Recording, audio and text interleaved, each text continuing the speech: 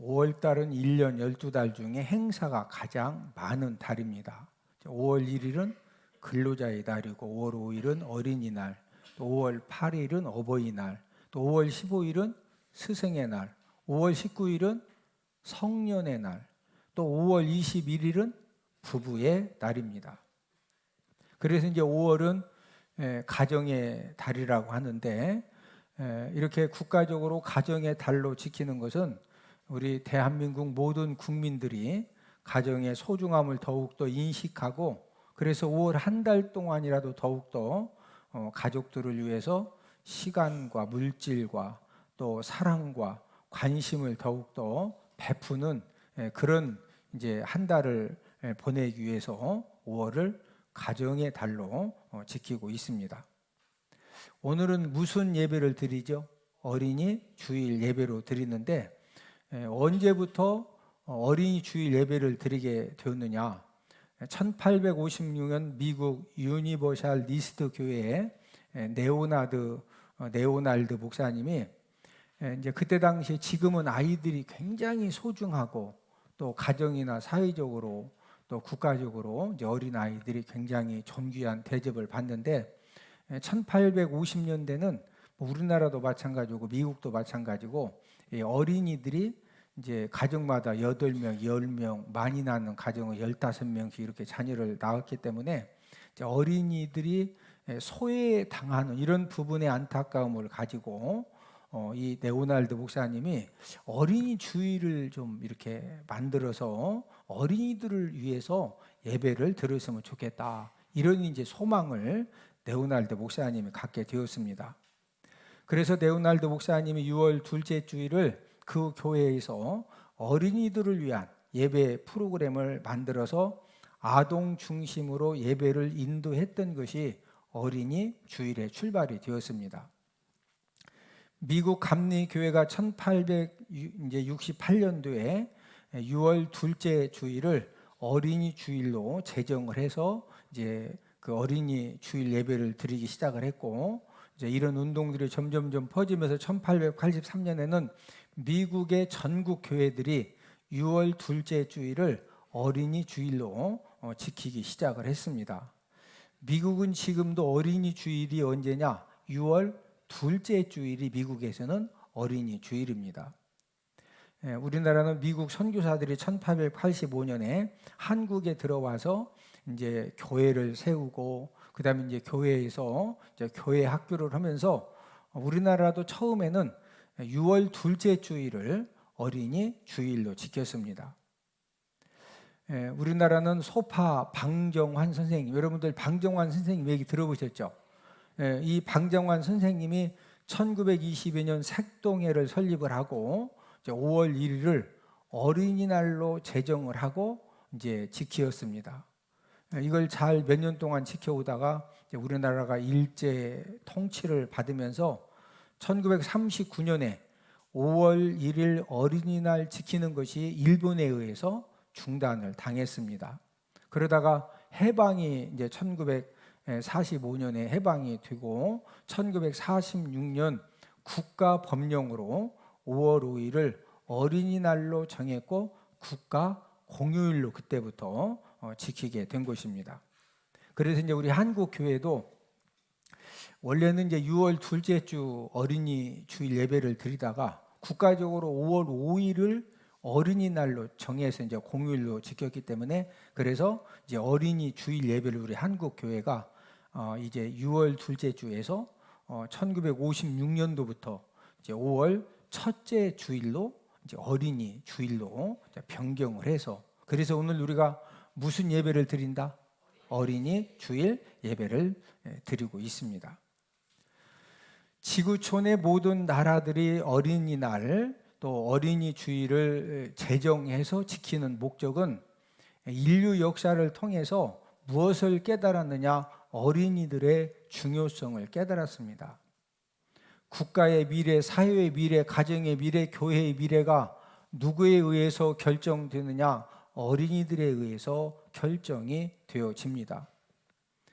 그 나라의 미래, 또 그 사회의 미래를 예측하려면은 그 나라와 그 사회에 어린이들과 청소년들을 보면은 이 나라가 어떻게 되겠다, 이 사회가 어떻게 되겠다, 저 가정과 가문이 앞으로 어떤 가정과 가문이 되어질 것이냐, 어린 자녀들을 보면은 앞으로 저 가정과 가문이 어떻게 되어질지를 모든 사람들이 객관적으로 예측을 할 수가 있습니다. 오늘은 어린이 주일을 맞이해서 기업과 상급인 자녀들이라는 그런 제목을 가지고 우리 하나님의 자녀들이 우리 자녀들을 하나님의 말씀으로 양육해야 할 그런 이유를 알아보면서 우리가 함께 은혜를 나누도록 하겠는데, 하나님의 말씀으로 자녀들을 양육해야 되는 첫 번째 이유는 자녀들은 아름답기 때문입니다. 이 세상의 모든 사람들은 꽃을 좋아합니다. 그래서 하나님은 특별히 우리 대한민국에 사계절마다 아름다운 꽃을 주셨는데, 봄에는 개나리와 진달래가 피고, 여름에는 장미와 백합이 피고, 가을에는 국화와 코스모스가 피고, 겨울에는 동백꽃, 또 매화꽃, 또 눈이 내리면은 모든 나무마다 눈꽃이 피어집니다. 모든 꽃은 공통점을 가지고 있는데 어떤 공통점을 가지고 있습니까? 그것은 바로 아름다움과 생명을 갖고 있습니다. 그래서 꽃은 사람들에게 기쁨을 제공하고 또 세상을 아름답게 꾸며주는 그런 역할도 꽃이 감당을 하고 있습니다. 그래서 모든 행사에서 어떤 분위기를 아름답게 하고 또 무엇인가 이렇게 좀 좋은 그런 그 아름다움을 좀 만들어내려면은 애완견을 갖다 놔요, 꽃을 갖다 놔요? 전부 다 꽃을 갖다 놔요. 예식장에도 전부 다 뭐 갖다 놔요? 꽃을 가지고 이제 그 아름다움을 이렇게 이제 만들어냅니다.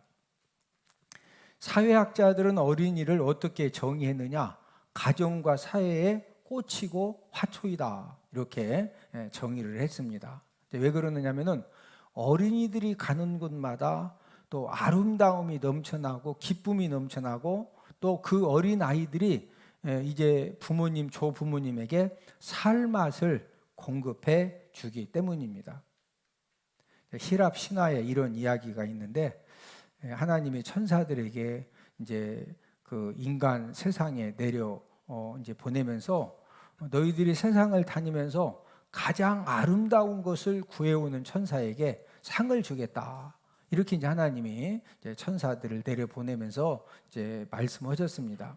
천사들이 인간 세상을 열심히 전 세계를 다니면서 나름대로 제일 아름다운 것을 구해왔는데, 그 중에 이제 한 천사가 1등 상을 받았어요. 그 1등 상을 받은 천사가 무엇을 가지고 왔을 것 같아요? 그것은 바로 한 어린아이의 방긋 웃는 모습을 가져온 천사가 1등을 했습니다. 실제로 천진난만한 어린이가 미소를 지으면은 모든 사람들의 마음이 이제 어린아이 미소에 정복을 당합니다. 집안의 어른들이 방 안에다가 돈다발을 가득 갖다 놓으면은 어떤 현상이 일어날 것 같아요? 집안 식구들이 방 안에다가 5만 원짜리 지폐를 막 다발로 잔뜩 갖다 놨어요. 어떤 일이 생길 것 같아요? 아니, 일단은 처음에는 기쁘지요. 막 5만 원짜리 돈다발을 갖다 놓으면 얼마나 기뻐요. 그렇죠? 아니, 안 기쁠 것 같아요? 벌써 막 입이 이렇게 올라가시는데, 처음에는 다 기뻐하죠. 왜 그러냐면은 신사임당 5만 원짜리가 막 다발로 있으니까 얼마나 기뻐요? 근데 이제 돈을 놓고 한참 있으면은요, 사람들 마음에 뭐가 생길까요? 욕심이 생깁니다. 예? 이걸 누가 많이 가져갈 거냐? 그런데 결국에는 웃음도 없어지고 여러 가지 이제 심각한 그런 일들이 생겨집니다. 그런데 어린 아이가 방 안에 있으면은요, 그 어린 아이들은 뭐 상식도 부족하고 또 이렇게 뭔가 이렇게 생각도 부족하기 때문에 뭐 자기가 하고 싶은 대로 막 하는 거죠. 어떤 때는 그래서 철없는 애라고 하는 이유가, 아이들이 철이 들었어요, 안 들었어요? 진짜 말도 안 되는 요구를 하고 말도 안 되는 그런 행동을 하지만 어린 아이가 방 안에 있으면요, 점점점 어떤 현상이 일어나느냐? 웃음이 넘쳐납니다. 뭐가 넘쳐난다? 웃음이 넘쳐나요. 부모님에게, 할아버지, 할머니에게 자녀들과 손주들은 어떤 존재냐? 기쁨이 되고 힘의 근원이 되죠. 이제 제 주변에 제가 이제 한 가지 이해하지 못했던 것이, 무슨 말을 이해하지 못했냐면, 제가 이제 그 손주가 없을 때는요, 나이 드신 목사님들이 그러시더라고. 그 손주들이 너무 보고 싶어가지고, 하여튼 이제 주일날 예배 드리고 나면은 그 이제 아들이나 딸 집에 가야 손주를 보잖아요. 지금은 다 동영상 찍어서 보내주면, 옛날에는 집에 직접 안 가면은 얼굴 봐요, 못 봐요? 전화 통화는 해도 못 보죠. 그러면은 손주들이 그렇게 보고 싶은데 아들 며느리 딸 사이가 막 오면은 좋아해요? 좀 많이 여러 가지 불편해요? 아니, 예를 들어서 김규환 장로님처럼 매일 가서 손주들 학교 태워다 주고, 또 학교 끝나면 또 학원 데려다 주고, 그러면야 할아버지가 너무 막 안 오면 이제 문제가 생기는 거죠. 그렇죠? 그러나 애기만 보러 오면은 아들 며느리 딸 사이가 막 부모님들 이렇게 또 예의를 갖춰야 되니까 힘들어, 안 힘들어? 힘들지요. 그러면은 애기는 보고 싶고, 자녀들 손주들은 보고 싶고, 그러면 무슨 건수를 만들어서라도 손주들 보려고 찾아간다는 거. 저는 그 말이 진짜 0.0001도 이해가 안 됐어요. 아마 이 중에서도 손주가 없는 분들은, 박원천 안수집사님은 저 목사님 뭔 말씀하시나 그렇게 지금 제 말에 들려질 것이고, 이제 김영환 장로님은 제 말에 뭔 말인지 이해가 되시죠? 이 손주들 이 보고 싶은 이 마음이, 저도 이제 우리 딸 보배 사모가 우리 그 가족 단톡방에 서유리 동영상, 서화 동영상, 또 이렇게 사진도 보내주는, 어떤 동영상 보면은요, 기운이 진짜 막 불끈 생기는 동영상이 있어요. 그럼 이제 저장을 시켜놨다가 너무 이렇게 탈진도 뭐 할 때 그걸 이렇게 이제 동영상 한 서너 개만 보면은요, 진짜 힘이 불끈 생깁니다. 우리 할아버지 할머니들 제 말 이해되시죠? 진짜 그 힘이 어디서 생기는지 몰라요. 제 주변의 할머니, 할아버지들의 공통적인 간증이고, 벌써 1년 전에 어디 놀러 간다고 그러면요, 제가 이렇게 보면은 뭐 차 타고 가다가도 벌써 손주들 자랑해. 막 사진 보여주고, 뭐 동영상 보여주고, 뭐 내 손주가 어떻고. 어린이들과 꽃의 공통점은 아름다움과 생명을 갖고 있는데, 그러나 이 주인과, 꽃의 주인과 또 어린아이들의 부모가 어떻게 돌보느냐에 따라서 이 꽃과 또 어린 자녀들이 완전히 달라집니다. 아름다운 꽃, 값비싼 꽃도 주인이 돌봐주지 않으면은 병충해로 죽든지 메말라 죽든지, 아니면 잡초가 무성해져서 형편없는 꽃이 되어집니다. 어린 자녀들도 부모와 조부모가 돌봐주지 않으면은 정말로 귀한 그런 인물, 또 축복 인생이 될 수 있는 그런 좋은 자격들을 모두 다 갖추고 있음에도 불구하고, 이런 자녀들을 돌봐주지 않으면은 언제부터인가 무능력자가 되어지고, 심한 경우에는 인간 괴물이 되어지기도 합니다. 부모님들이 인생 삶을 살면서 가장 중요한 것이 무엇이라고 생각을 하십니까? 우리 부모님들이 인생을 살아가면서 가장 많은 투자를 해야 할 부분이 무엇일까요? 성경에서는 하나님은 저와 여러분들에게 어디에다가 가장 많은 물질과 시간과 열정을 투자하라고 말씀하셨느냐? 그것은 바로 우리 자녀들을 하나님의 말씀으로 잘 가르치는 일입니다. 우리 신명기 6장 6절 7절을 함께 읽습니다. 오늘 내가 내게 명하는 이 말씀을 너는 마음에 새기고 내 자녀에게 부지런히 가르치며 집에 앉았을 때든지 길을 갈 때든지 누워 있을 때든지 일어날 때든지 이 말씀을 강론할 것이며. 쉐마 본문 중에 이제 두 구절인데, 쉐마 본문이라고 하는 것은 이스라엘 백성들이 가장 소중하게 여기고 가장 사랑하는 본문이 쉐마 본문입니다.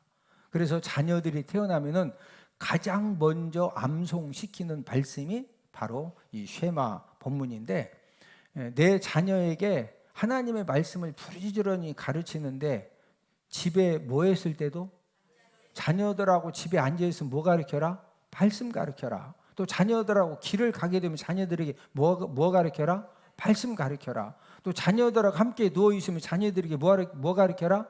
말씀 가르쳐라. 또 자녀들하고 일어나서 태평시장을 가고 어디 꽃놀이 구경을 가요. 그러면 기회만 되면 무엇을 강론해라? 이 말씀을 강론해라. 유대인들은 실제적으로 자녀들을 이렇게 양육을 합니다. 하나님 말씀 교육에 모든 것을 투자하라는 그런 말씀입니다. 이렇게 양육된 자녀들을 통해서 생명의 역사가 일어나고 축복의 역사가 일어나는 줄로 믿습니다. 우리 주변에 실제적으로 자녀들을 또 손주들을 하나님 아버지 말씀으로 양육하기 위해서 거룩한 몸부림을 치면서 이제 모든 것들을 거기에 이제 최우선을 두고 살아가는 그런 부모님들, 또 그런 할아버지, 할머니들이 계십니다. 서울에 있는 정신 여자 중고등학교 교장 선생님이 이제 극동방송에 출연을 해서 김장한 목사님과 대담 프로그램에 나오셔서 이런저런 간증을 하시다가 김장한 목사님 이런 질문을 하셨어요. 자녀가 이제 3남매인지 4남매인지는 정확하게 제가 이제 기억 안 나지만 이 자녀들을 어떻게 해서 이렇게 훌륭하게 잘 양육을 할 수가 있었느냐, 그런 질문을 했더니 그 정신 여자 중고등학교, 이제 정신이라는 말이 들어가니까 약간 좀 어감이 그런데, 서울 송파구 잠실동에 있는 우리나라에서 최고의 그 여자 중고등학교 중에 하나입니다. 정말로 실력 있고 수준 있는 학교거든요. 거기 이제 여자 교장 선생님이 어떻게 자녀들을 그렇게 잘 양육을 했느냐, 그런 질문을 했더니 저는 뜻밖의 이렇게 이제 그 답변을 들었는데, 이제 본인이 학교 교장 선생님으로서 학생들을 수없이 가르치고 진학을 시키고 또 상담하고 또 이제 대학 들어가고 대학 졸업한 이후에 쭉 이렇게 소식을 들어봤을 때 우리 자녀들에게 가장 중요한 이 공부가 성경 공부구나. 그래서 담임 목사님의 허락을 받고 본교에 이제 이 부사역자들을 통해서 자기 자녀들을 전부 다 중학교 고등학교 때 성경 공부 과외를 시켰다는 거예요. 여러분, 과외 시킬 때 그냥 시켜요? 돈 주고 시켜요? 돈 주고 시키는 겁니다. 그 중에 딸 한 명은 남자 부사역자에게 성경 공부를 하다가 두 사람이 서로 좋아해가지고 이제 결혼을 해서 사모가 되어서 이제 교회를 섬기고 있는 딸도 있다는 이제 그런 이제 간증도 이렇게 했는데, 여러분, 교장 선생님이 중학교 고등학교 때 모든 사람들이 전부 다 이 학교 성적에 올인을 하고 있는데 일주일에 한 번씩 어떻게 해서 돈을 이렇게 투자해서 자녀들에게 성경 공부 과외를 다 시킬 수가 있었을까요? 그것은 바로 평생 학생들을 가르치면서 세상 교육과 신앙 교육과 이 모든 것들을 접하면서 내 자녀들을 하나님의 말씀으로 교육하고 신앙으로, 믿음으로 교육하는 것이 얼마나 중요하냐, 이것을 깨달았기 때문에 자녀들을 6년 동안, 중고등학교 6년 동안 매주 물질을 투자해서 이제 성경 공부 과외를 이제 시키게 된 것입니다. 하나님의 말씀으로 우리 자녀들을 양육하면은 하나님의 생명의 말씀이 우리 자녀들의 가치관과 우리 자녀들의 마음과 생각을 하나님 아버지 말씀이 통치하고 인도하면은 우리 자녀들의 영육이 더욱더 아름답고 복되게 자라나서 하나님 아버지 앞에 존귀하게, 또 우리 부모님들에게 더욱더 큰 기쁨이 되고 소망이 되는 그런 하나님의 놀라운 은혜가 간증이 넘쳐나게 될 줄로 믿습니다. 하나님의 말씀으로 자녀들을 양육해야 되는 두 번째 이유는 자녀들은 소망이기 때문입니다. 자녀들이 하나님의 말씀으로 건강하고 바르게 양육을 받으면은 그 자녀들이 가정도 살려내고 국가도 살려내고 그 자녀들을 통해서 지금은 어린 자녀들이지만은 그 어린 자녀들을 통해서 하나님의 놀라운 꿈 같은 기적과 같은 그런 생명의 역사, 축복의 역사가 일어나게 되는 줄로 믿습니다. 우리가 잘 아는 이스라엘의 이 2대 왕 다윗은 어떻게 해서 그 양치는 그 목동 집안에서 양치는 일을 하다가 이렇게 이스라엘의 2대 왕이 되어지고 양치는 집안을 이제 왕가의 가문으로 이렇게 세울 수가 있었을까? 그것은 우리가 하나님의 말씀을 통해서 객관적으로 알 수 있는 것은 아버지 이새가 막내 아들 다윗을 하나님의 말씀으로 양육을 했다는 거죠. 그러면 우리가 사무엘 상하, 열왕기 상하, 역대 상하를 볼 때 어떻게 아버지 이새가 다윗을 하나님의 말씀으로 양육했다는 것을 우리가 어떻게 알 수 있습니까? 사람은 위기 상황을 만나고 죽음 상황을 만나면은 속 사람이 전부 다 드러나게 되어 있습니다. 골리앗이 칼과 창과 단창을 들고 나와서 지금 그 골리앗과 싸우러 나온 다윗을 이제 저주하고 그러면서 골리앗이 뭐라고 그랬어요? 내가 다윗을 죽인 다음에 네 살을 새들의 먹이로 짐승들의 먹이로 준다는 거예요. 우리 사무엘상 17장 43, 44절을 함께 있습니다. 블레셋 사람이 다윗에게 이르되 네가 나를 개로 여기고 막대기를 가지고 내게 나왔느냐 하고 그의 신들의 이름으로 다윗을 저주하고 그 블레셋 사람이 또 다윗에게 이르되 내게로 오라 내가 내 살을 공중의 새들과 들짐승들에게 주리라 하는지라. 여러분 블레셋 사람은 골리앗입니다. 지금 이 골리앗이 자기와 싸우러 나온 다윗에게 다윗이 진짜 막대기하고 물매를 가지고 양치는 목동이니까 그 양치는 그 목동의 막대기하고 물매를 가지고 골리앗과 싸우러 가는 거예요. 그러니까 골리앗이 볼 때는 지금 싸우러 오려면 칼을 가지고 창을 가지고 화살을 가지고 와야 되는데 손에 뭐 들고 와? 막대기를 들고 오니까 그러니까 골리앗이 다윗 보고 네가 나를 뭐로 여긴다고? 내가 지금 들판에 네가 나를 개로 여기고 지금 막대기 가지고 나오고 싸우러 왔느냐 그러면서 골리앗의 신들의 이름으로 다윗을 뭐예요? 저주하고 그러면서 내가 네 살을 공중의 새들과 들짐승들에게 뭐 하리라? 그러니까 다윗을 죽여가지고 지금 새들 밥으로 또 들짐승들 밥으로 준다는 거죠. 자 그러면은 객관적으로 이 골리앗이 다윗에게 저런 말을 했을 때 이 객관적으로 볼 때는요 누가 봐도 골리앗 말이 맞아. 제가 좀 더 여러분들 이해를 쉽게 하려고 제가 이제 9시 예배 때도 그런 예를 한번 들었는데 박원천 안수 집사님 알죠? 검도했어요. 검도. 뭐 했다고? 유단자입니다. 검도.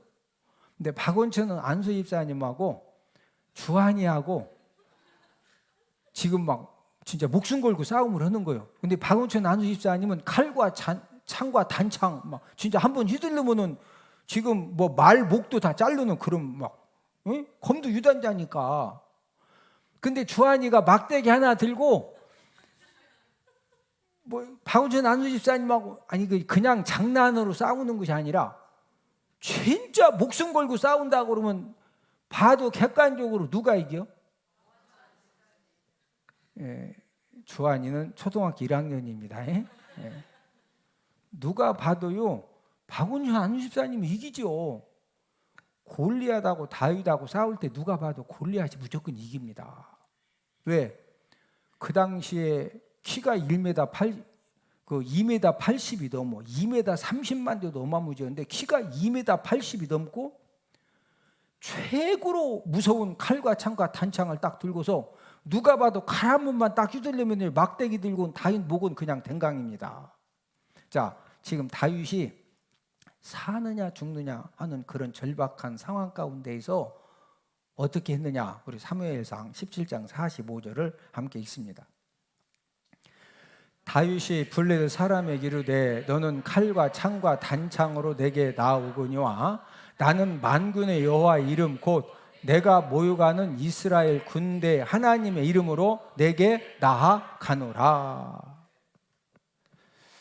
지금 골리앗은 칼과 창과 단창 가지고 그냥 한 번만 누가 봐도 휘둘르면은요 그냥 다윗의 목이 그냥 잘려지는 상황이에요. 그런데 이제 목숨 걸고 싸우러 나온 다윗이 뭐라고 그래요? 만군의 여호와의 뭐로? 이름으로. 이스라엘 군대 뭐로 네게 나아간다? 하나님의 이름으로. 지금 목숨 걸고 지금 목이 잘라지느냐 잘려야 되느냐 그런 상황 속에서 진짜 하나님을 의지하는 그런 믿음의 고백이죠. 그러면서 다윗은 위대한 신앙 고백을 또 하는데 우리 사무엘상 17장 47절을 함께 읽습니다. 또 여호와의 구원하심이 칼과 창에 있지 아니함을 이 무리에게 알게 하리라. 전쟁은 여호와께 속한 것인즉 그가 너희를 우리 손에 넘기시리라. 자, 여호와 하나님의 구원하심이 칼과 창에 있다? 그렇지 않다? 그렇지 않다. 전쟁은 누구에게 속했다? 여호와께 속했다 이거예요. 예, 지금 이런 이야기를 시 낭송 대회에서 하는 것이다. 목숨 걸고 지금 싸우는 지금 죽느냐 죽이느냐 상황이에요. 죽느냐 죽이느냐 상황이에요. 하나님이 다윗의 이런 믿음의 고백을 전부 다 들으셨거든요. 그래서 하나님 아버지가 이 전쟁에 개입을 하시고 이 전쟁에 승리를 허락을 하시는데 우리 사무엘상 17장 49절을 함께 읽습니다. 손을 주머니에 넣어 돌을 가지고 물매로 던져 블레셋 사람의 이마를 치매 돌이 그의 이마에 박히니 땅에 엎드러 지니라. 하나님 아버지를 전적으로 의지하고 평생 물매 돌을 던졌기 때문에 그 물매를 던져서 블레셋이 골리앗 이마를 쳤는데 돌이 어디에 박혔다? 예, 여기 이마에 이 주먹만한 돌이 여기 막 이마로 쑥 들어갔어요. 예? 쑥 들어가면 시원해 아파? 아프기만 해 죽어? 사람 죽습니다. 그래서 땅에 뭐 해지는 거예요? 엎드러져서 바로 다윗이 골리앗의 칼을 빼가지고 왜 막대기 하나 갖고 왔으니 칼이 없잖아. 그래서 골리앗의 칼을 빼가지고 골리앗 목을 잘렸어요. 여러분 하나님의 말씀으로 양육되었던 다윗은 지금 죽느냐 사느냐 그런 상황 속에서 하나님을 전적으로 의지하는 그 믿음 가지고 나가서 싸웠을 때 하나님이 다윗이 가장 잘하는 그 물맷돌에 이 물매질의 하나님이 역사를 하셔서 골리앗을 죽이게 하시고 나라를 구하였고 이스라엘의 2대 왕이 되어져서 가문을 왕가로 세우는 그런 축복의 통로가 되어졌습니다. 아버지 이새가 아들 다윗을 무엇으로 양육했다? 하나님의 말씀으로 양육했기 때문에 이런 신앙 고백의 역사가 일어난 것입니다. 자녀들에게 바른 투자를 하면은 30배, 60배, 100배 좋은 열매를 맺습니다. 여러분 예수님도 어린 아이들을 얼마나 소중하게 여기셨느냐. 우리 마가복음 10장 14절을 함께 읽습니다. 예수께서 보시고 노하시어 이르시되 어린 아이들이 내게 오는 것을 용납하고 금하지 말라. 하나님의 나라가 이런 자의 것이니라. 예수께서 보시고 예수님이 뭐 하셨다고 그랬어요? 노하셨다고 그랬어요. 노하셨다고. 예. 막 화를 내시면서 뭐라고 말씀하셔요? 어린아이들이 내게 오는 것을 용납하고 뭐 하지 말라? 예, 금하지 말라는 거예요. 이제 성경 예수님이 막 이 화를 내시는 그런 모습이 많이 안 나와요. 예? 성전 청결 사건 때, 예? 또 바리새인들 종교 지도자들이 예수님 사역의 현장에 이제 트집 잡으러 이제 왔을 때 막 독사이 새끼들아, 자식들아 하고서 이렇게 심한 말씀도 하시긴 하셨지만 대개는 예수님이 막 화내시고 그런 적이 별로 없어요. 예. 그런데 지금 이 마가복음 10장 14절에 보니까 예수님이 보시고서 뭐 하셨다? 막 분노하셔서 막 혼내시는 겁니다, 지금. 네? 그러면 왜 예수님이 노하시고 이렇게 14절 말씀을 하셨느냐? 마가복음 10장 13절을 함께 읽습니다. 사람들이 예수께서 만져주심을 바라고 어린아이들을 데리고 오매 제자들이 꾸짖거늘. 이제 예수님께서 이렇게 사역을 하시면서 말씀을 증거하시면 이렇게 봤더니 많은 부모님들이 예수님이 좀 만져달라고 안수 좀 해달라고 어린 아이들을 이렇게 데리고 옵니다. 그럼 이제 제자들의 입장에서는 자, 예수님이 사역할 당시에 여자들과 어린이들은 숫자에 포함됐어요, 안 됐어요? 포함이 안 됐어요. 좀 이렇게 어린 아이들은 더 이렇게 좀 뒤로 좀 소외되는 그런 상황에서 부모님들이 어린 아이들을 막 데리고 오니까 어린 아이들이 아주 조용해요.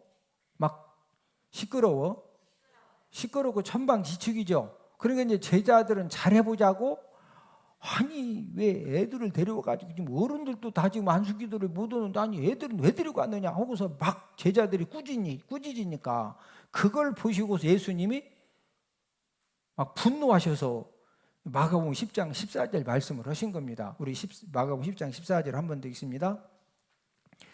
예수께서 보시고 노하시어 이르시되 어린아이들이 내게 오는 것을 용납하고 금하지 말라. 하나님의 나라가 이런 자의 것이니라. 예수님은 어린아이들의 소망 되심을 하셨기 때문에 그 이제 제자들을 꾸짖으신 다음에 그 어린아이들을 안으시고 한 명 한 명 전부 다 안수하시고 축복 기도를 해 주셨는데 마가복음 10장 16절을 함께 읽습니다. 그 어린 아이들을 안고 그들 위에 안수하시고 축복하시니라. 예수님이 일일이 어린 아이들을 뭐 했다? 전부 다 안으시고 뭐 해 주셨어요? 안수해 주시고 뭐 해 주셨다? 축복 기도를 해 주셨어요. 전설에 의하면은 예수님에게 이때 안수 받고 축복 기도를 받은 이 어린 아이들이 어떻게 되어졌느냐? 이들이 자라나서 초대교회 교부들이라고 하는 것은 지도자들입니다. 이 교부들 지도자들이 되었다고 전해 내려오고 있습니다. 저와 여러분들 가정에 또 우리가 가지고 있는 모든 것들 중에 이 가정의 가장 큰 소망, 또 교회의 가장 큰 소망, 또 국가적으로 가장 큰 소망이 바로 우리들의 누구다? 자녀들입니다. 자녀들. 우리가 우리 자녀들을 정말로 내 인생 삶에 우리 가정의 가장 큰 소망됨을 우리가 다시 한번 깨달아서 우리 자녀들을 하나님의 말씀으로 잘 양육해서 자녀들 때문에 여러분들 가정마다 여러분들 노후에 그 자녀들을 통해서 하나님의 놀라운 축복의 은혜가 넘쳐나기를 주님의 이름으로 축복을 드립니다. 하나님의 말씀으로 자녀들을 양육해야 되는 세 번째 이유는 자녀들은 가장 귀중한 존재이기 때문입니다. 여러분들은 무엇을 가장 귀중하게 여기십니까? 여러분들이 지금 가지고 있는 모든 동산, 부동산, 지금 여러분들이 가지고 있는 모든 것들 중에서 가장 귀중하게 여기시는 것. 어떤 사람은 비싼 외제차를 이제 사서 그 외제차를 소중하게 가장 귀중하게 여기면은요, 아침에 내가 차 막 안으로 닦고 밖으로 닦고 저녁에도 닦고 자다가 저녁에 또 잠자기 전에 또 한번 내려가서 막 싹 봐요. 왜? 몇 억 주고 산 외제차를 가장 귀중하게 여기지면은요, 그냥 누가 시켜서 그렇게 하는 것이 아니라 내가 가장 귀중하게 여기는 것에 시간과 열정과 물질과 생명을 쏟게 되어 있습니다. 여러분들은 무엇을 가장 귀중하게 여기세요? 고대 로마의 제1여성으로 알려진 코르넬리아는 당시 이제 고대 로마에서 유력한 정치인들의 부인들 모임을 만들었습니다. 로마가 전 세계를 통치할 때 그 로마 제국에서 가장 유력한 정치인들 부인들을 이렇게 연락을 해서 부인 모임을 만들었는데 그 이제 모임의 부인들이 코르넬리아 이제 여인 집에서 이제 모임을 가졌는데 여자들은 자랑을 좋아하죠. 그런 이제 그 부인 모임에 참여한 그 이제 여인들이 뭐 이런저런 대화를 하다가 막 남편 자랑도 하고 자녀 자랑도 하고 그러다가 자기 집에 보물 물건들을 자랑을 하기 시작을 했습니다. 뭐 이 집에서는 호랑이 가죽으로 만든 뭐 저 집에서는 그 황금으로 만든 뭐 하여튼 뭐 나름대로 우리 집에 있는 보물이 진짜 귀하고 멋진 거다. 이 여자들의 보물 자랑이 뜨거워지면서 이게 이제 결판이 안 나니까 그 모였던 여자들이 다음 모임에 말로만 하지 말고 보물 물건을 가지고 와서 보물 자랑대회를 한번 하자. 그렇게 하고서 헤어졌어요. 한 달 후에 코르넬리아 여인 집으로 유력한 정치인들의 부인들이 자기들 집에 있는 제일 귀중한 보물을 하나씩 가지고 와서 이제 자랑을 하기 시작을 했습니다. 전 세계를 이제 통치하던 시대에 유력한 정치인들이기 때문에 전 세계 귀중한 보물들을 나름대로 하나씩은 다 이제 몇 개씩 가지고 있으니까 뭐 진짜 열기가 대단하죠. 그리고 이제 다 보물 자랑을 한 다음에 그 모임을 주선한 이 코르넬리아 여인이 이제 마지막으로 자기 차례가 되어가지고 사람들이 이제 뭐 자랑할 거냐고. 그랬더니 이 코르넬리아 여인이 조용히 문을 열고 밖으로 나가서 자기의 아들, 딸을 데리고 와서 다음과 같이 자랑을 했습니다. 우리 가정의 가장 귀중한 보물은 여기 서 있는 나의 아들과 딸입니다. 여러분들은 가장 귀중한 보물을 자랑한 사람이 누구라고 생각하십니까? 저와 여러분들에게도 귀한 거 또 소중한 것이 많이 있지만 그 중에서 가장 귀중한 것은 바로 저와 여러분들에게 하나님이 선물로 주신 우리들의 자녀들입니다. 왜 가장 귀중하고 소중한 보물입니까? 여러분, 어느 집안이든지 어느 부모든지 자녀들이 잘 되면은 집안이 흥황합니다. 자녀들이 잘 되면은 부모님 살아생전에 그 잘되고 성공한 자녀들 때문에 많은 혜택을 누리게 됩니다. 그러면 살아있을 동안에만 그 잘된 자녀들 때문에 혜택을 누리느냐? 죽어서도요, 성대한 장례식을 통해서 하나님의 영광을 드러내게 됩니다. 오늘 어린이 주일 예배에 참여한 모든 분들은 우리가 한 번은 다 죽어야 되죠. 저와 여러분들이 언제 죽는다 할지라도 우리 자녀들이 하나님 아버지 앞에 축복의 통로가 되어지고 하나님 아버지 앞에 복을 받아가지고 저와 여러분들의 장례식도 정말로 성대한 하나님의 영광을 드러내는 그런 성대한 장례식이 있을 줄로 믿습니다. 그것도 누가 잘 되어야 된다? 자녀들이. 오늘 본문 말씀을 통해서도 우리 자녀들의 귀중성을 말씀을 해주시는데 우리 시편 127편 3절을 함께 읽습니다. 보라, 자식들은 여호와의 기업이요 태의 열매는 그의 상급이로다. 자, 우리 이 자녀들이 어떤 존재냐? 오늘 본문 3절 말씀을 통해서 여호와의 기업이고 여호와의 상급이 될 정도로 하나님이 저와 여러분들에게 주시는 최고의 기업, 하나님이 저와 여러분들에게 주시는 최고의 상급이 무엇이냐? 그것은 바로 우리들의 보다 자녀들입니다. 자녀들이 또 무엇과 같다고 말씀하셨느냐? 본문 4절 5절을 함께 읽습니다. 젊은 자의 자식은 장사의 수중의 화살 같으니 이것이 그의 화살통에 가득한 자는 복되도다. 그들이 성문에서 그들의 원수와 담판할 때 수치를 당하지 아니하리로다. 젊은 자의 자식은 장사의 수중에 뭐와 같다? 화살과 같다는 거죠. 여러분, 이 젊은 사람이 예전에는 이제 화살 가지고 싸웠기 때문에 화살 가지고 막 상대방을 이제 넘어뜨리려고 화살을 막 이제 피하고 쏠 때 이 화살통에 뭐가 많아야 돼요?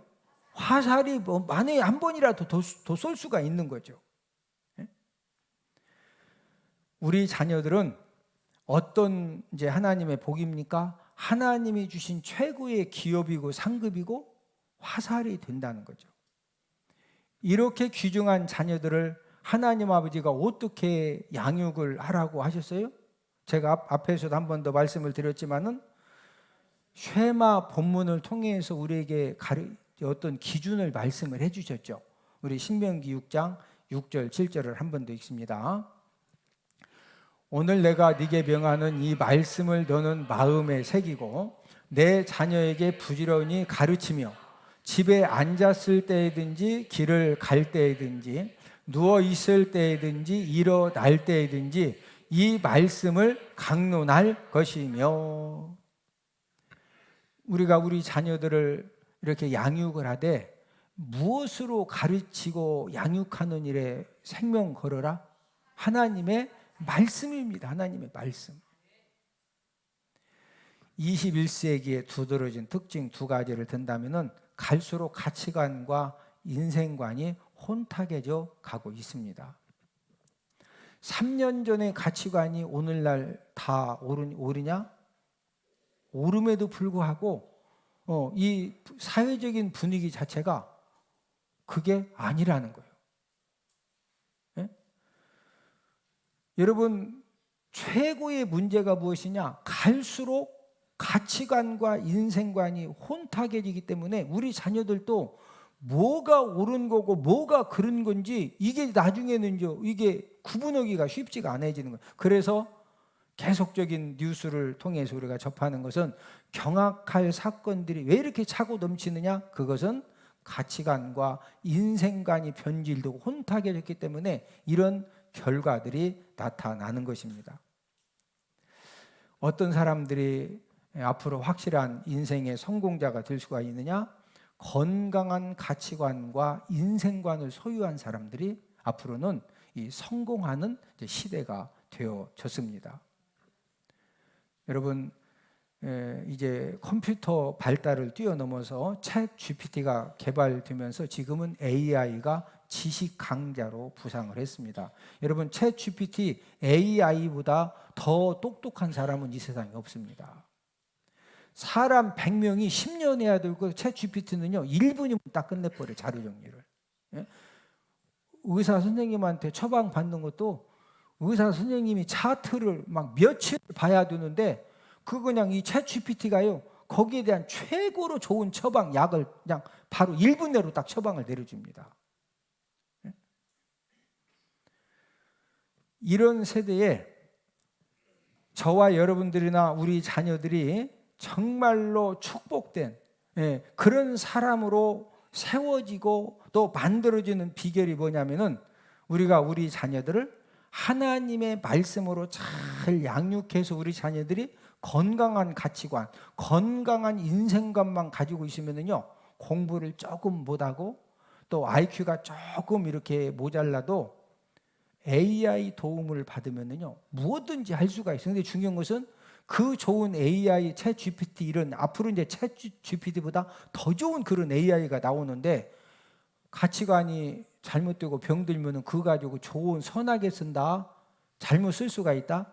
잘못 쓸 수가 있는 것입니다. 그래서 어린이 주일을 맞이해서 하나님이 저와 여러분들 가정과 가문에 주신 우리 자녀들의 소중함을 우리가 더욱 한 번 더 깨달아서 우리 자녀들을 하나님의 말씀으로 우리가 잘 양육하는 일에 우리가 더욱더 힘쓰고 애써서 저와 여러분들의 자녀들이 저와 여러분들의 확실한 기업이 되고 상급이 되고 화살이 되어져서 자녀들을 통해서 여러분들 모든 분들 가정마다 하나님의 축복의 은혜가 넘쳐나기를 주님의 이름으로 축복을 드립니다.